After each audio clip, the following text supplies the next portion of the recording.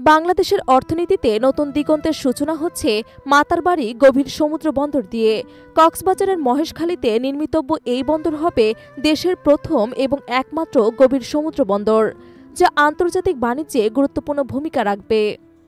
আগামী 22 এপ্রিল জাপানের দুটি প্রতিষ্ঠান পেন্টা ওশান এবং তোহা কর্পোরেশনের সঙ্গে আনুষ্ঠানিক চুক্তির মাধ্যমে এই 24,000 কোটি টাকার প্রকল্পের কাজ শুরু হবে। প্রথম ধাপে নির্মিত হবে একটি 460 মিটার দীর্ঘ কন্টেইনার জেটি এবং একটি 300 মিটার মাল্টিপারপাস জেটি। জাপানের সহায়তায় এই প্রকল্পের পুরো খরচ বহন করবে জাইকা। ইতোমধ্যেই বিদ্যুৎ কেন্দ্রের কয়লা আনতে ব্যবহৃত হয়েছে একটি কৃত্রিম নৌ চ্যানেল, যেখানে নোঙর করেছে বাংলাদেশের ইতিহাসের সবচেয়ে বড় কার্গো জাহাজ। এই বন্দর শুধু দেশের নয়, আশেপাশের অঞ্চল যেমন ভারত, নেপাল এবং ভুটানের জন্য সমুদ্রপথে প্রবেশদ্বার হতে চলেছে। এদিকে বন্দর ঘিরে তৈরি হচ্ছে মিডি অর্থনৈতিক করিডর, যা বাংলাদেশ, ভারত, নেপাল এবং ভুটানকে সংযুক্ত করবে।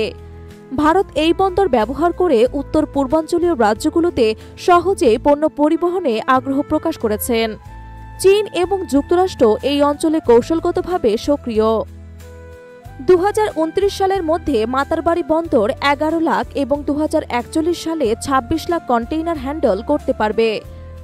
জ্বালানি আমদানি, বড় জাহাজ নোঙরের সুবিধা এবং আধুনিক প্রযুক্তির ব্যবহারের ফলে মাতারবাড়ি হয়ে উঠবে বাংলাদেশের অর্থনীতির নতুন চালিকা শক্তি।